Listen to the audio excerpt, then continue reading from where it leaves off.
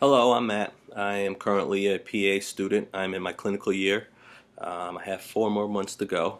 I wanted to make this quick video about shadowing. I get a lot of people asking me.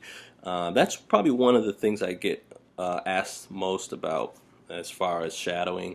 Um, so I kind of want to talk about my experience with it, um, and just from what I can remember dealing with um, different aspects of shadowing. Um, so I'll talk to you about how you can go about finding a shadow, um, how to go about conducting yourself during this shadow process when you are shadowing somebody, and possibly getting a letter of recommendation from somebody that you're shadowing. Okay, so shadowing in general, from what I've experienced, at least from the schools that I applied to, um, it's really not required for the most part. I applied to 10 different schools, okay, and maybe one or two required some experience with shadowing.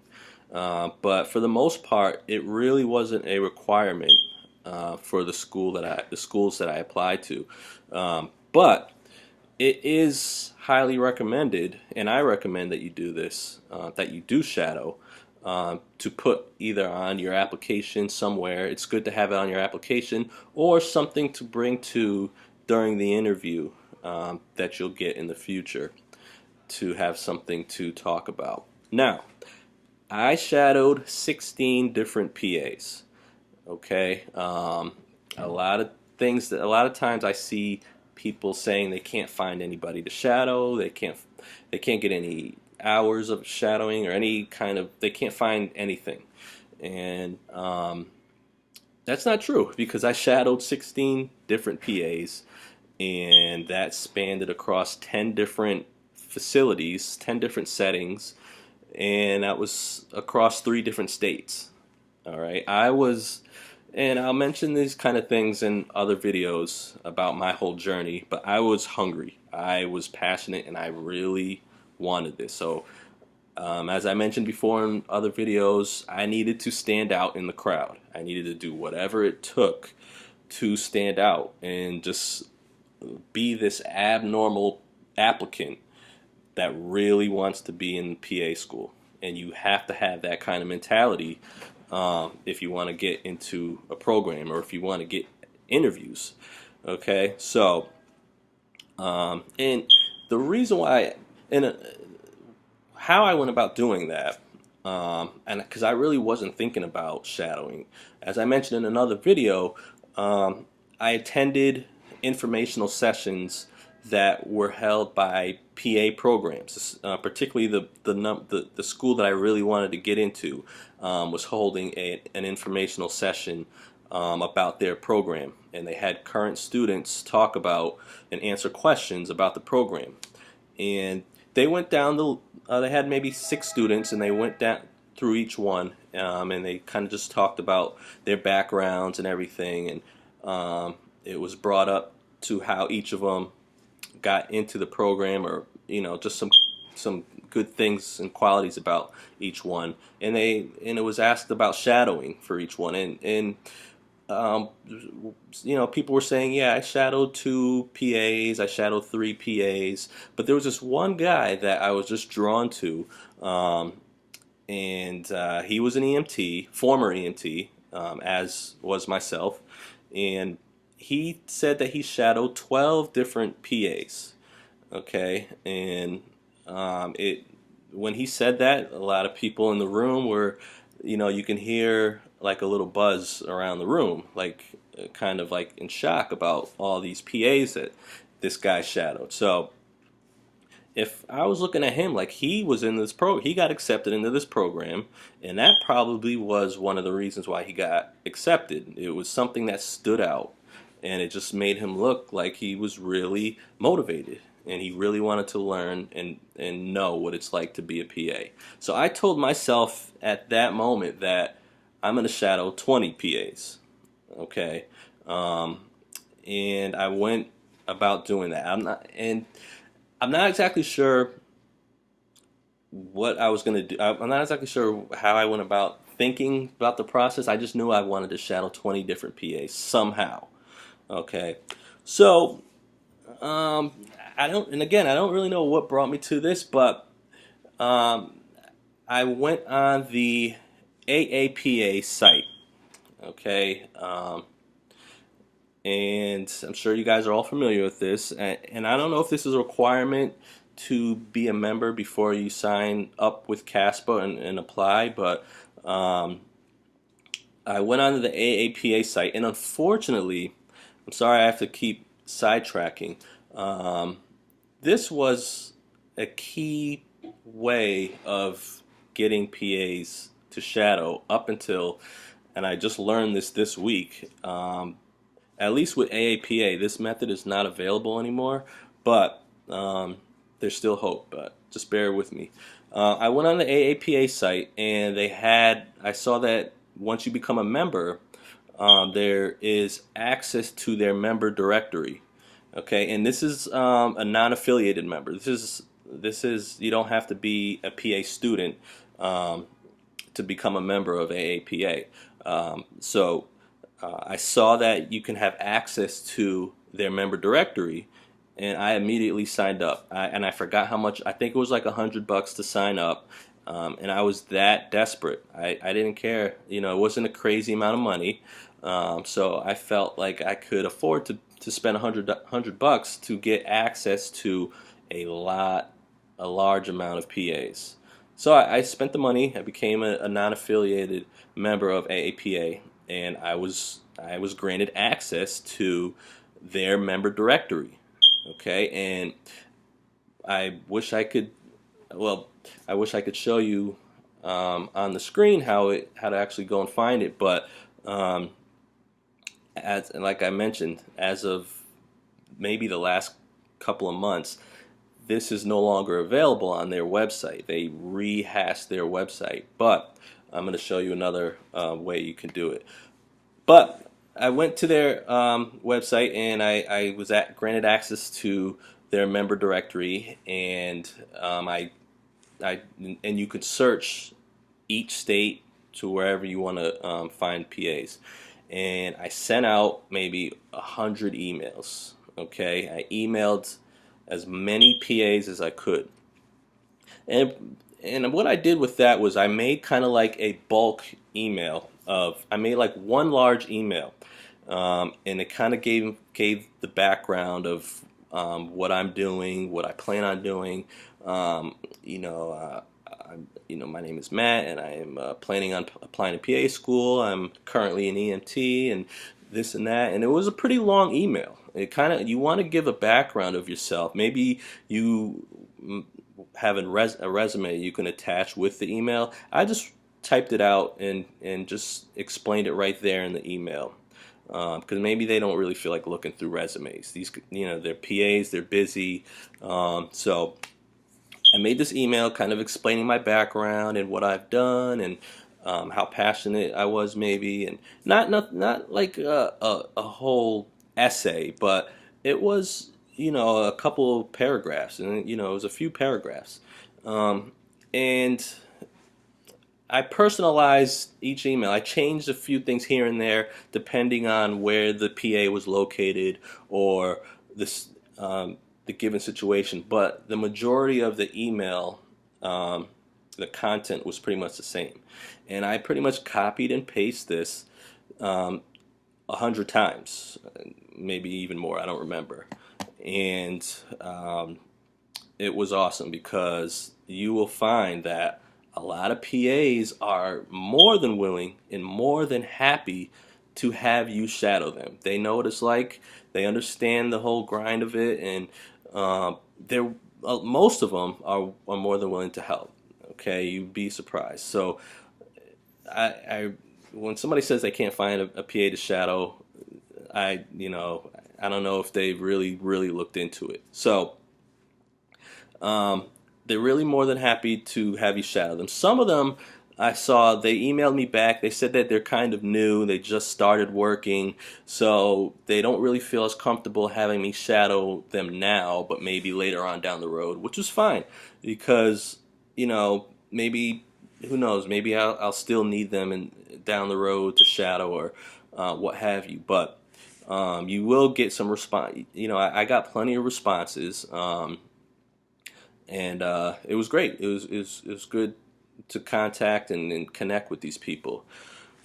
So I got a lot of responses, and I was more than overwhelmed with the number of PAs that I could shadow. So, with that being said, be prepared to undergo some process before you can even shadow these people, because they have to check with, depending on if it's a hospital setting, more likely than none, you're going to have to go through some clearance to start shadowing, and that could take some time. It could take a couple weeks or so. These people have to contact their human resource people, or they might want to have you contact them. I had to do like some orientations for a few places. I had to, do some little quizzes. It's not just show up and shadow. At least not for everywhere. Some places you can do that, but for the most part, you're going to have to do some kind of clearance, and it could take time. So give yourself time to go through the process before you start shadowing. Okay. As I mentioned before, and I just checked, the last time I checked the AAPA site was in January, and the member directory was there. I just found out this week from somebody that's no longer, they can't find it, what's going on. So I went on myself and I signed in, and they were right. The member directory was completely changed. Before, you used to be able to see a list of PAs, their state, and their emails, so you can just plug in their emails. Now it's the emails are no longer available to be viewed. It's just like a send message box, and that goes to who knows where. So unfortunately, with the AAPA, the vast member directory that I was accustomed to is no longer available. But I did notice because I'm in New York right now currently, I'm affiliated with NISPA. I'm a member of NISPA, which is, usually states have their own physician assistant associations, and you should just look into your state, your state PA associations, and do your research on those. But I noticed on the NISPA website, they have a member directory that is viewable, that has their emails of different PAs, and it does have from other states. You can search by state. Now, depending on if these people went to school in New York and then they went back to their home state, you might not find a whole lot in certain states. But you can, like I said, look into your state, that your state foundation, your state PA foundation, and try to become a member somehow, and look to see if they have a member directory available, because that's important. Member directories are important. You can even look up hospitals that might have member directories available where you can email certain people, particularly PAs. But PA foundation websites, I believe, are the best source, at least for me. And if you're willing to spend a little money to become a member, it's absolutely worth it. Now I've looked at like now that's my experience. Okay, I'm not like an expert on different things you can do to find shadows. That was my number one way to find a shadow, and I found more than enough. But you could also do some volunteer work. If you're early on with your application, if you're not even ready to start applying, but you're still volunteering, and if you're volunteering in a hospital, look into the hospital that you're volunteering and maybe find a PA or somebody, and kind of talk to people around and network that way. But again, the AAPA site was my best tool, and it was also the best way to help people find shadows. So what I did when I was shadowing, I kind of you want to keep track. If you're gonna go the crazy route that I did and try to shadow as many PAs as possible, I what I did was I kind of took note on where I was, and kind of made like a little scrap paper. Now this is some scrap paper, and I had this in. I carried a folder with me with all the material that I had, like all my transcripts and everything that I was going to use to apply when I started applying on CASPA. And this was kind of like a list of the different facilities that I shadowed at. I put 16 PAs on here, and then I have a list of all the different facilities that I shadowed at. I have Dana-Farber, I have Yale, New Haven, and Connecticut, and I also have 3 states underneath to as to where. I mean, you don't need to do that. This is just for my record because it took some time. It took time to shadow all these different places. You're not gonna, you might not, you might forget if you're gonna, you might forget some places. So take note of where you're shadowing. Kind of keep track of your hours, and keep track on your own of how many hours you're gonna shadow, because some places will ask you how many hours were you there for.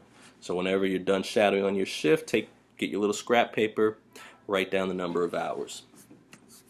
Okay, so let's just say you've done all this, you've made contact, you've done all the necessary work that you need to, and you finally are ready to shadow. Okay, unless they tell you a certain dress code, you want to go like this: shirt and tie. If you're a guy, if you're a girl, casual dressing. I can't really say how the females are, but you should dress nice. Okay, you want to look professional. All right. So shirt and tie. When you're there, just do whatever they. And in most cases, you're shadowing. You're not on a rotation, so they're not expecting you to do all kinds of things. You're probably not even going to have access, and you probably won't even be granted the opportunity to have direct patient contact. You're shadowing. You're just observing for the most part. All right. You're not qualified to even probably get involved with patient care. Okay, so keep that in mind. Don't expect to be like, brushing up on what I need to know clinically and this and that. You're there to observe and learn what it's like to be a PA. All right. So you're just going to be there. Have questions ready. Okay. You want to look like you're interested, and you want to be interested. They want to see that you're enthusiastic about this. So have some questions ready. Okay. Don't just sit there and quietly and not say anything unless the time is appropriate, unless they're working, because remember, these people have jobs to do, and they're taking time out to have you along with them, watching them do their work. Okay, so have questions ready. If you're in a surgical setting, again, you're just going to be observing. All right, you're not going to need to know how to scrub in. They're going to give you a mask and maybe some booties to wear, and a cap, and that's it. You're going to be there shadowing, and they may or may not talk to you, but be ready to be standing for a long period of time. Okay, and make sure that you had enough sleep and you had your coffee in the morning. Okay, because it's, when you're observing and shadowing a surgery, it's a lot of standing, it's a lot of watching.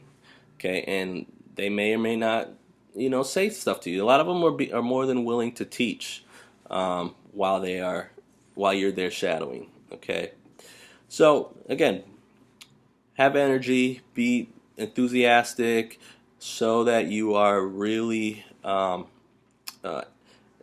very interested in becoming a PA, and you're a potential student that's highly motivated, and yeah, just have fun and ask questions. Another thing is you're gonna need to have letters of recommendation. Okay, so if you plan on having a letter recommendation from somebody that you're shadowing, don't just shadow them for a day and then ask them for a letter, or shadow them for a day and then ask them next week, can I get a letter of recommendation? Try to build a relationship with these. Try to shadow multiple times. Um, if you're planning to get a letter from a particular PA, shadow them for a number of times, okay? And let them get to know you, okay? Talk to these people. A lot of them, and I've tried this, and I've learned the hard way. Okay, I know that I needed letters of recommendation for when I apply, and it would be awesome to get a number of PAs to give me a letter of recommendation. But some were willing to write a letter for me, but others felt that they needed to have more contact with me, or felt that a shadow shouldn't get a letter because they're not really a student doing a rotation. So it all depends on the PA that you're shadowing. Okay, first don't even mention the letter. Go and shadow for so many times. If you feel comfortable and you feel like you and this person have been getting along and you've been having great conversations and everything's going awesome, then maybe when you're finished, ask them nicely. Okay, maybe even write a letter or an email thanking them, and be very polite about it, and ask them would they be willing to take time to write a letter of recommendation for you. Okay, but again, they're not going to want to write you a letter if you've only shadowed for 1 or 2 times. Okay, it's just not feasible, and they don't really know you that well. So that's just my advice. So it's as much as I can remember right now. But look for those member directories. Okay, send out those emails. All right, I told as many as you can, and be prepared to go through the process of getting clearance. Now, smaller clinics, smaller doctor's office, you might not have to go through a whole clearance process. It might be just show up and shadow. So you might want to seek those out if you don't really have time, and look at doctor's offices and see if they have PAs that you can shadow. All right, so you can always go that route. So if anybody has questions, again, feel free to subscribe. I will be submitting more videos. I want to get that videos about interviewing and how to go about interviewing and my experience from interviews. I want to talk to you about my whole journey as a PA, if the video is already not available, as a PA applicant and as a PA student. Yeah, and then I'll get into PA school itself and what exactly happens from my experience. Okay, take care.